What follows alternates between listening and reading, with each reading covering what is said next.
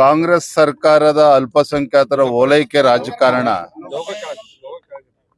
ಇವರ ಓಲೈಕೆ ರಾಜಕಾರಣದ ಪರಿಣಾಮ ಒಂದ್ ಕಡೆ ಆದ್ರೆ ಹಿಂದೂಗಳಿಗೆ ಅಪಮಾನ ಮಾಡುವಂತ ಕೆಲಸ ಕಾಂಗ್ರೆಸ್ ಸರ್ಕಾರ ಬಂದಾಗ್ಲಿಂದಲೂ ಕೂಡ ನಡ್ಕೊಂಡು ಬರ್ತಾ ಇದೆ.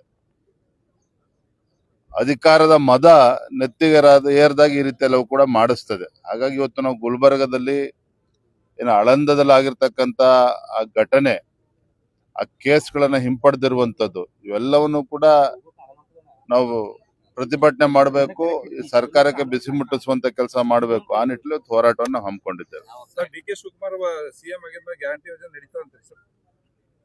ಇವರ ಡಿ ಕೆ ಶಿವಕುಮಾರ್ ಅವರ ನೇತೃತ್ವದ ಸರ್ಕಾರ ಹೇಗೆ ನಡೀತದೆ ನಾನು ಹೇಳುವಂತ ಅವಶ್ಯಕತೆ ಇಲ್ಲ.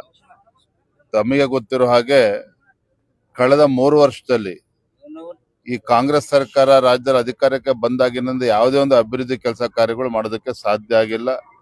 ಮತ್ತೊಂದು ಕಡೆ ಭ್ರಷ್ಟಾಚಾರ, ಅಲ್ಪಸಂಖ್ಯಾತರ ಓಲೈಕೆ ರಾಜಕಾರಣ ಬಿಟ್ರೆ ಏನೂ ಕೂಡ ಕಳೆದ 3 ವರ್ಷದಲ್ಲಿ ಆಗಿಲ್ಲ. ಇವರ ಗ್ಯಾರಂಟಿಗಳಿಂದ ಇವರ ಕೈಯನ್ನು ಕಟ್ಟಾಕೊಂಡಿದ್ದಾರೆ. ಅನುದಾನದ ಕೊರತೆಯಿಂದಾಗಿ ಇವರು ಕೂಡ ಡಿ ಕೆ ಶಿವಕುಮಾರ್ ಅವರು ಕೂಡ ರಾಜ್ಯದ ಅಭಿವೃದ್ಧಿಯನ್ನ ಮಾಡೋದಕ್ಕೆ ಸಾಧ್ಯ ಇಲ್ಲ. ಹಾಗಾಗಿ ಆಗ್ಲೇ ಅವ್ರು ಇನ್ನೂ ಚಾರ್ಜ್ ತಗೊಳ್ಳಿ, ಮುಖ್ಯಮಂತ್ರಿ ಪ್ರಮಾಣ ವಚನ ತೆಗೆದುಕೊಳ್ಳಿ. ನಾವೇನು ಭಾರತೀಯ ಜನತಾ ಪಾರ್ಟಿಯನ್ನು ಹೇಗೆ ಎದುರಿಸಬೇಕು, ಏನ್ ಮಾಡ್ಬೇಕು ಅಲ್ಲವನ್ನು ಕೂಡ ನಾಯಕನನ್ನ ಕೆಳಗಿಳಿಸಿ ಅವಮಾನ ಮಾಡಿದ್ರು ಅಂತಂದು ಪ್ರತಿ ಸರನು ಬಿಜೆಪಿ ನಾಯಕರು ಅನ್ಕೋತಾ ಬರ್ತಿದ್ರು ಸರ್. ಕಾಂಗ್ರೆಸ್ ಅದನ್ನು ಸಮರ್ಥಿಸ್ಕೊಂಡು ಬರ್ತದೆ. ಏನ್ ಹೇಳ್ತೀರಿ ಸರ್? ಸಿದ್ದರಾಮಯ್ಯ ಅವ್ರನ್ನ ಕೆಳಗಿಳಿಸಿ ಡಿ ಕೆ ಶಿವಕುಮಾರ್ ಸಾಕಷ್ಟು ಸಮಯ ಇದೆ ಎಲ್ಲವನ್ನು ಕೂಡ ಚರ್ಚೆ ಮಾಡೋದಕ್ಕೆ. ಫಸ್ಟ್ ಡಿ ಕೆ ಶಿವಕುಮಾರ್ ಅವರು ಅಧಿಕಾರ ವಹಿಸ್ಕೊಳ್ಳಿ, ತದನಂತರ ನಾವು ಏನ್ ಮಾತಾಡ್ಬೇಕು ಮಾತಾಡ್ಬೇಕು.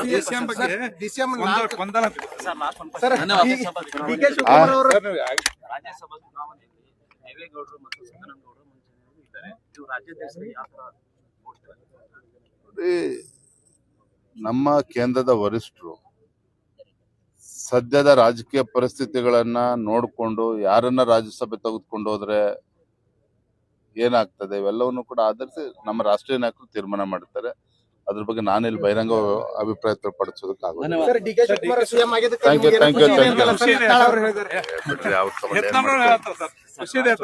ಆ ಪುಣ್ಯಾತ್ಮನ ಹೇಳ್ಕೊಂಡು ಏನ್ ಮಾಡ್ತೀರಿ ಬಿಡ್ರಿ. Thank you madam. Thank you.